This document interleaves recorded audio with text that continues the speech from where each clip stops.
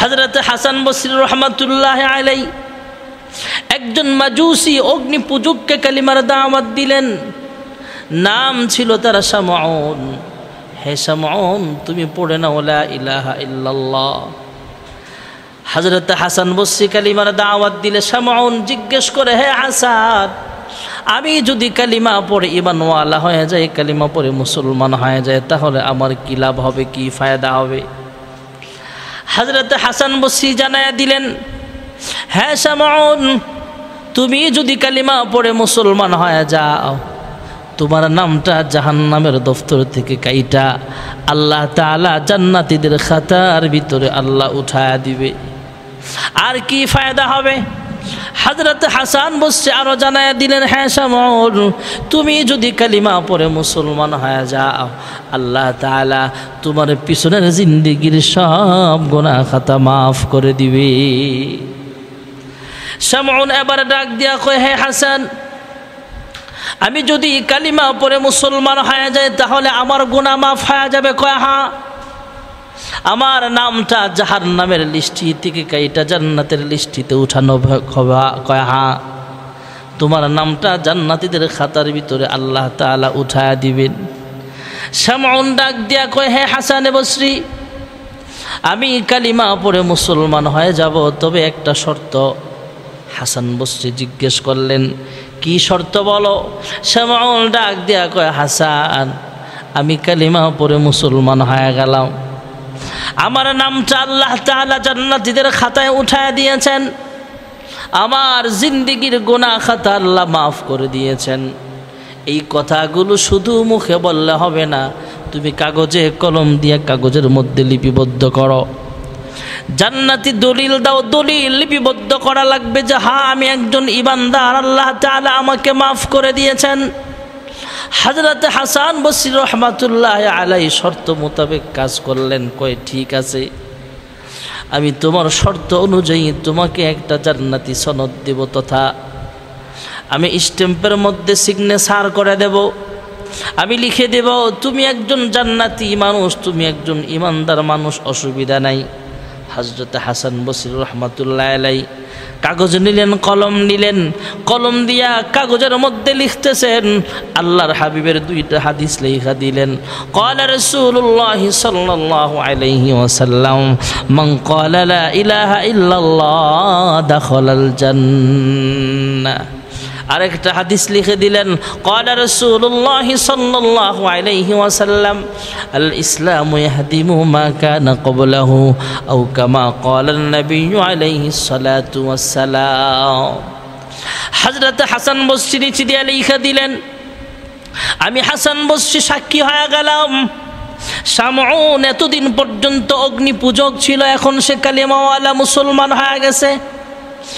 আর যেই ব্যক্তি পড়ে নিয়েছে লা ইলাহা ইল্লাল্লাহ, আল্লাহর হাবিব বলেছেন এই লোকটা জান্নাতি মানুষ। আল্লাহর হাবিব বলেছেন যেই ব্যক্তি কালিমাওয়ালা হয়ে যাবে, ঈমানদার হয়ে যাবে, পিছনের জিন্দেগির সব গুনাহ আল্লাহ মাফ করে দিবেন। এই কথা অনুযায়ী আল্লাহর হাবিবের এই হাদিস শরীফ অনুযায়ী আমি লেখা দিলাম, শামউন যেহেতু কালিমা পড়ে মুসলমান হয়ে গেছে, শামউনের জিন্দেগির গুনাহ খাতা আল্লাহ মাফ করে দিয়েছেন। শামউনের জিন্দেগির গুনাহ মাফ কইরা তার নামটা জাহান্নামের দফতর থেকে কাইটা আল্লাহ তার নামটা জান্নাতীদের লিস্টের মধ্যে আল্লাহ উঠায়া দিয়েছে। কাগজের মধ্যে নিচে দিয়ে সিগনেচার করে হাসান বসরি রহমাতুল্লাহি আলাইহি শামউনের হাতে উঠায়া দিলে। শামউন ডাক দিয়া বলে, হে হাসান বসরি, আমি দুনিয়ায় যতদিন জীবিত থাকবো এই কাগজখানা আমার এক পয়সারও কোনো মূল্য নাই, এই কাগজখানা আমার কোনো কাজে আসবে না, তবে এই কাগজটা আপনার কাছে আমানত রেখে দিলাম, আমি যদি আপনার আগে দুনিয়া থেকে বিদায় হয়ে যাই, তাহলে আপনি নিজে জানাজার নামাজের ইমামতি করবেন, আপনি নিজে কবরে না আমাকে দাফন করবেন। তবে দাফনের সময় কাফনের কাপড়টা মাথা থেকে যখন একটু সরায়া আমাকে দাফন করার সময় কাফনের কাপড় সরায়া আমার কাফনের কাপড়ের ভিতরে পেঁচা এই জান্নাতি দলিলখানা লেখা, এই জান্নাতি দলিলখানা তথা আমি যে একজন কালেমাওয়ালা মুসলমান, আল্লাহ যে আমাকে ক্ষমা করে দিয়েছেন, আমার নামটা জান্নাতীদের খাতার ভিতরে আল্লাহ তাআলা উঠায়া দিয়েছেন। এই কথাগুলো যে তুমি লিখেছ, তোমার সিগনেচার কি তো এই কাগজখানা কাফনের কাপড়ের ভিতরে পেঁচায় তারপরে আমাকে দাফন করে দিবা। ওয়াদা মোতাবেক হযরত হাসান বসরি রহমাতুল্লাহ আলাইহি কাগজটা গ্রহণ করে নিলেন। কিছুদিন পর জানতে পাইলেন শামউন দুনিয়া থেকে বিদায় হয়ে গেছে। হাসান বসরি রহমাতুল্লাহ আলাইহি নিজে গোসল করালেন, কাফন পরালেন, জানাজার নামাজের ইমামতিটাও করলেন। কবরে দাফন করার সময় নিজেই কবরস্থানে নামলেন, কবরের মধ্যে নেমে গেলেন। দাফন করার সময় কাফনের কাপড়টা মাথা থেকে একটু সরায়া কাফনের কাপড়ের ভিতরে পেঁচায়া ওই যে কাগজখানা হাসান বসরি রহমাতুল্লাহ আলাইহির সিগনেচারও আছে এই কাগজের মধ্যে, কাগজখানা সহ কাফনের ভিতরে পেঁচায়া তাকে দাফন করা হয়। কয়েকদিন পর হাসান বসরি স্বপ্নে দেখে শামউন আল্লাহর জান্নাতের মেহমান হয়ে গেছে। হযরত হাসান বসরি স্বপ্ন যুগে জিজ্ঞেস করলেন, হ্যাঁ শামউন, তুমি কোন আমলের পরিবর্তে আল্লাহ তোমাকে জান্নাত দিয়া দিছে? তোমার কবরটা জান্নাতের বাগান বানায় দিছে? কয় হ্যাঁ, আমার কবরটা আল্লাহর হুকুমে ফেরেশতারা জান্নাতের বাগান বানায় দিয়েছে। জান্নাতের পোশাক আমাকে পরায় দেওয়া হয়েছে, জান্নাতের আলো বাতাস আমার দিকে প্রবহমান হচ্ছে, জান্নাতের খাবার দাবার আমার মেহমান হিসাবে আমার কবরের মধ্যে আনা নেওয়া করতেছে জান্নাতি ফেরেশতারা, আমাকে জান্নাতি খাবার পরিবেশন করা হচ্ছে। হাসান বসরি জিজ্ঞেস করলেন, হ্যাঁ শামউন, তুমি কিভাবে জান্নাতের মালিক হলা বুঝতে পারলাম না, কোন আমলের বরকতে? হযরত হাসান বসরির প্রশ্নের জবাবে শামউন ডাক দেয়া কয়, হে হাসান, আমাকে যখন কবরস্থানে দাফন করা হলো,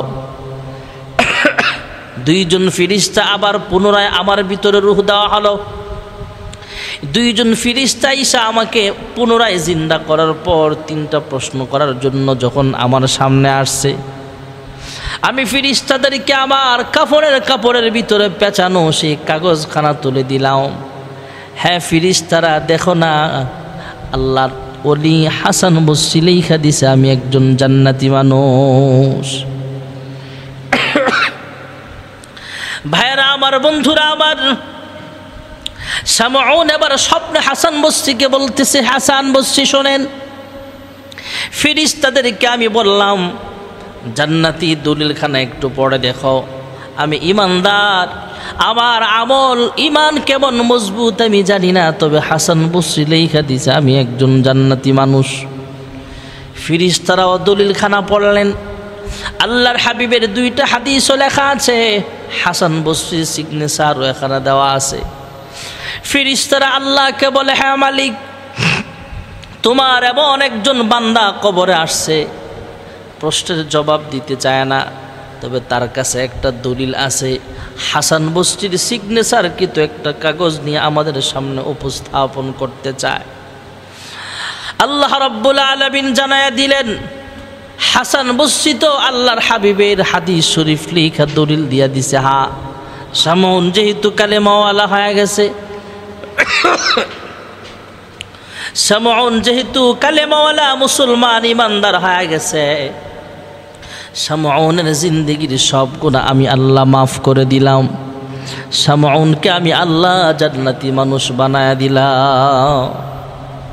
হাসান বসরি রহমাতুল্লাহ আলাইহি আশ্চর্য হয়ে গেলেন, এইভাবে তুমি জান্নাতের মালিক হয়ে গেল? কয় হ্যাঁ, কারণ লা ইলাহা ইল্লাল্লাহর দাম আছে।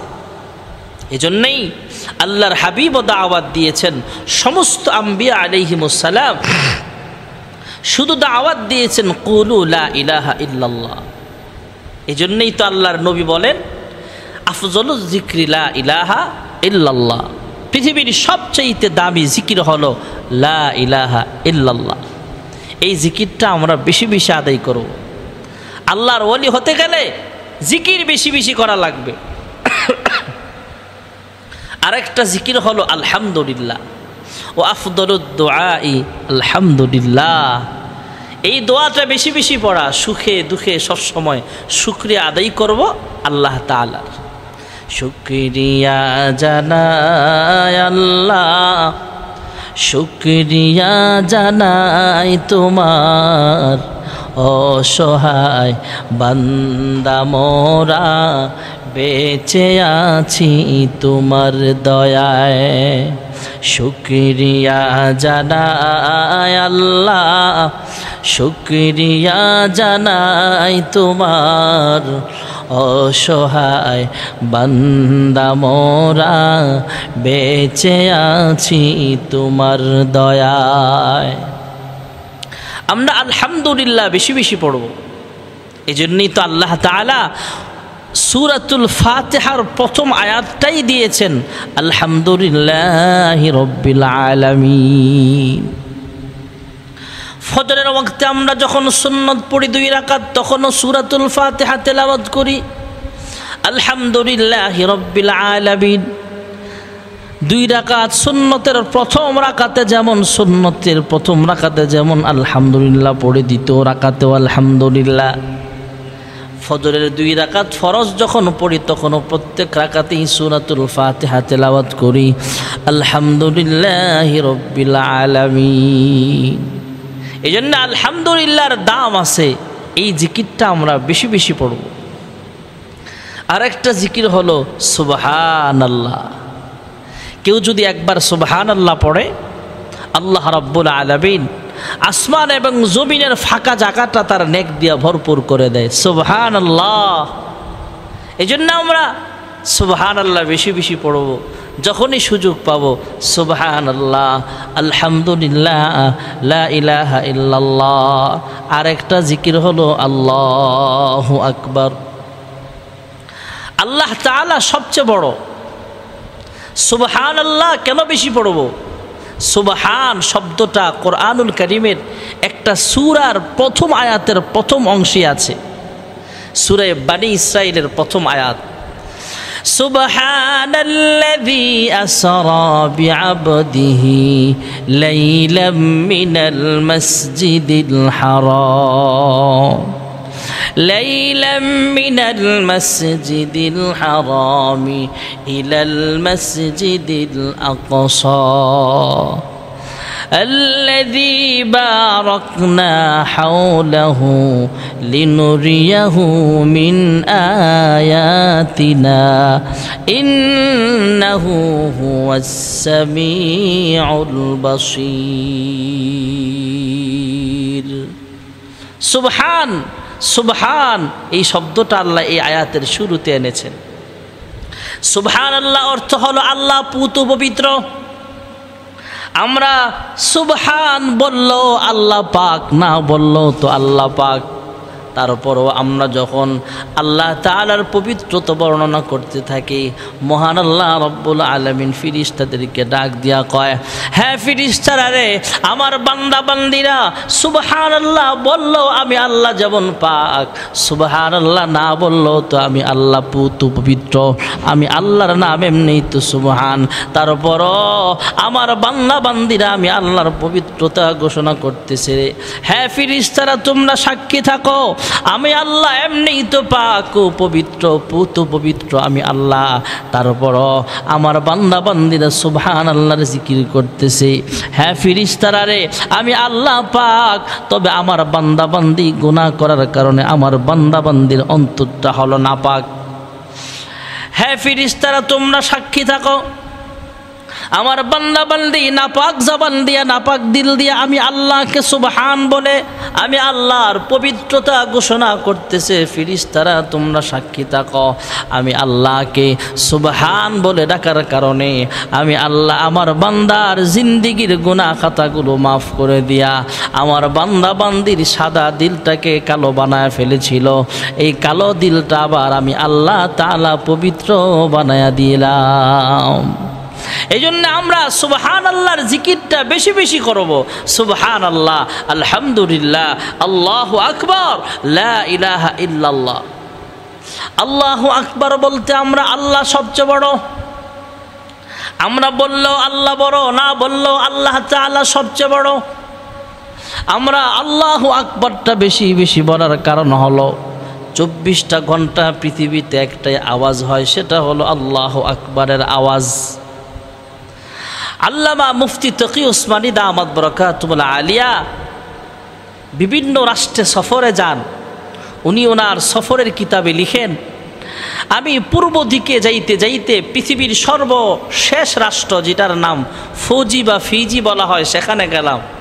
সেখানে একটা জায়গা আছে ইন্টারন্যাশনাল ডেট লাইন, আন্তর্জাতিক সময় রেখা। ওই আন্তর্জাতিক সময় রেখার পাশে একটা মসজিদ আছে, যেই মসজিদে পৃথিবীর জমিনে সর্বপ্রথম ফজরের আজান হয়। ওখানে আল্লাহু আকবারের আওয়াজ হয়।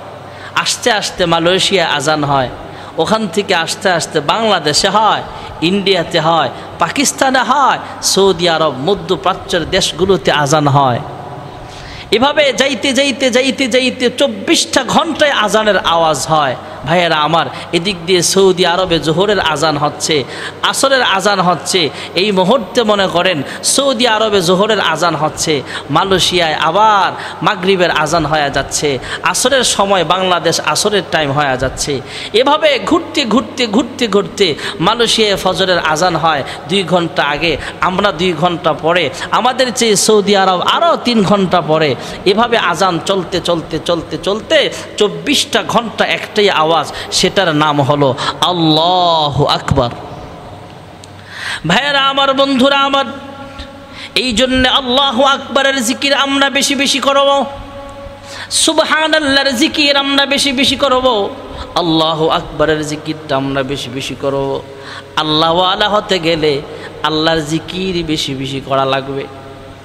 হযরত আব্দুল কাদের জিলানী রহমাতুল্লাহি আলাইহির ফুফু আম্মা সাইয়্যেদা আয়েশা রহমাতুল্লাহি আলাইহি, তিনিও মস্ত বড় একজন বুজুর্গ ছিলেন। ভাইয়ারা আমার, তৎকালীন জামানায় ওই এলাকাতে বৃষ্টির আসছে না, অনাবৃষ্টির কারণে মানুষ কষ্ট করতেছে। বৃষ্টি না হওয়ার কারণে বর্তমানে যেমন আমাদের দেশসহ অনেক রাষ্ট্রেই তাপ বেশি, গরম বেশি হওয়ার কারণে মানুষের কষ্ট হচ্ছে, ফসল ফলাদি নষ্ট হচ্ছে, মানুষের অনেক জীবন চালানো অনেক কষ্ট হয়ে যাচ্ছে। হযরত আব্দুল কাদের জিলানী রহমাতুল্লাহি আলাইহির ফুফু আম্মা সাইয়্যেদা আয়েশা, ওনার জামানায় ভাইয়ারা আমার, বন্ধুরা আমার, তখনও অনাবৃষ্টির কারণে মানুষের কষ্ট হয়ে যাচ্ছিল। সবাই মিলে চিন্তা করলো কি করা যায়। আমাদের ফসল নষ্ট হচ্ছে বৃষ্টি না আসার কারণে, আমাদের অনেক ক্ষতি হচ্ছে, মানুষ বাঁচতেই তো কষ্ট হচ্ছে, জীবন চালাইতে কি করা যায়। সবাই মিলে পরামর্শ করলো আব্দুল কাদের জিলানীর ফুফুর কাছে আমরা যেতে পারি। আব্দুল কাদের জিলানীর ফুফু আম্মা যদিও মহিলা মানুষ ছিলেন, তিনিও রাবিয়া বসরিয়ার মতো একজন সুনামধন্য আল্লাহওয়ালা ছিলেন, আল্লাহর ওয়ালি বান্দি ছিলেন। হযরতে আব্দুল কাদের জিলানী রহমাতুল্লাহি আলাইহির ফুফু আম্মা, এলাকার মানুষ মিলে সবাই গিয়ে তার বাড়িতে আশ্রয় নিল। চতুর্দিক থেকে মহিলারা আয়েশা আব্দুল কাদের জিলানী রহমাতুল্লাহি আলাইহির ফুফু আম্মার কাছে বলে, এ আল্লাহর বান্দি, আপনি একটু আল্লাহ তাআলার কাছে দোয়া করেন। আয় আল্লাহ, বৃষ্টি না আসার কারণে আমাদের অনেক কষ্ট হচ্ছে, রোদ্রের তাপ বেশি হয়ে যাচ্ছে। আয় আল্লাহ, জাযাআম বিমা কাসাবাত আইদিন নাস, আমরা বুঝতেছি আমাদের পাপের কারণেই আমাদেরকে আযাব দিতেছ, জাহান্নামের আযাবের মতো মনে হচ্ছে এই গরমকালটা। আয় আল্লাহ, গরম কমায়া দাও, আসমান থেকে বৃষ্টির ফায়সালা করো, আমাদের ফসল নষ্ট হয়ে যাচ্ছে, মানুষ চলাফেরা করতে কষ্ট হচ্ছে, জনজীবন কষ্ট হয়ে যাচ্ছে গো মালিক। আয় আল্লাহ, তুমি আসমান থেকে রহমতের বৃষ্টির ফায়সালা করিয়া দাও। হযরত আব্দুল কাদের জিলানীর ফুফু আম্মাও, উনি একটা বড় আল্লাহওয়ালি বান্দি ছিলেন। সবাই আয়েশা দেখতেছে, মহিলারা আয়েশা দেখতেছে, তিনি উঠান ঝাড়ু দিচ্ছে, ঘরের সামনের জায়গাটা ঝাড়ু দিচ্ছে। ভাইয়েরা আমার, আব্দুল কাদের জিলানীর ফুফু আম্মা উঠান ঝাড়ু দিয়া ময়লাগুলো এক জায়গায় রাখছে, রাইখা আবার আল্লাহ তাআলার কাছে দোয়া করে, হে পরওয়ারদিগার আলম, অনাবৃষ্টির কারণে মানুষের কষ্ট হচ্ছে, তুমি আসমান থেকে রহমতের বৃষ্টির ফায়সালা করো। আমি উঠান ঝাড়ু দিয়া পরিষ্কার কইরা ময়লাগুলো এক জায়গায় রাখলাম, এবার তুমি আসমান থেকে রহমতের বৃষ্টির পানি দিয়া জমিনটাকে একটু ধৌত করিয়া দাও। কিছুক্ষণের মধ্যেই তাকায়া দেখলেন সকলে, হঠাৎ আসমানটা মেঘাচ্ছন্ন হয়ে গেল। মহান আল্লাহ রাব্বুল আলামিন আসমান থেকে বৃষ্টির ফায়সালা করে দিলেন। সবাই বুঝতে পারলেন, অবশ্যই আব্দুল কাদের জিলানীর ফুফু আম্মা একজন আল্লাহ ওয়ালি বান্দি। সে দোয়া করেছে, আল্লাহ মানুষের জনজীবন কষ্ট হয়ে যাচ্ছে, ফসলের ক্ষতি হচ্ছে, তুমি বৃষ্টির ফায়সালা করো। মহান আল্লাহ রাব্বুল আলামিন আসমান থেকে বৃষ্টির ফায়সালা করিয়া দিলে। আব্দুল কাদের জিলানী বড় পীর এমনি হয় নাই, ওনার বংশটাও ছিল এমন উপরের লেভেলের। ওনার আব্বা আম্মাও ছিল যেমন, ওনার ফুফু আম্মাটাও আল্লাহ ওয়ালি বান্দি ছিলেন। এজন্য আসুন আমরা পুরুষ মহিলা সবাই আল্লাহর জিকির বেশি বেশি করি, আর আমরা যেন আল্লাহর উপরে ভরসা করি। নামাজ রোজার পাশাপাশি জিকির বেশি বেশি করলে কি হবে, আল্লাহ তাআলার বান্দী হিসাবে, আল্লাহর বান্দা হিসাবে কবুলিয়াত অর্জন করা যাবে। 5 ওয়াক্ত নামাজের পাশাপাশি জিকির বেশি বেশি করা, সুবহানাল্লাহ, আলহামদুলিল্লাহ, লা ইলাহা ইল্লাল্লাহ, আল্লাহু আকবার, এই জিকিরগুলো বেশি বেশি আদায় করব। আল্লাহ রাব্বুল আলামিন আমাদের সকলকে তৌফিক দান করেন, আমিন। ওয়া আখিরু দাওয়ানা আলহামদুলিল্লাহি রাব্বিল আলামিন।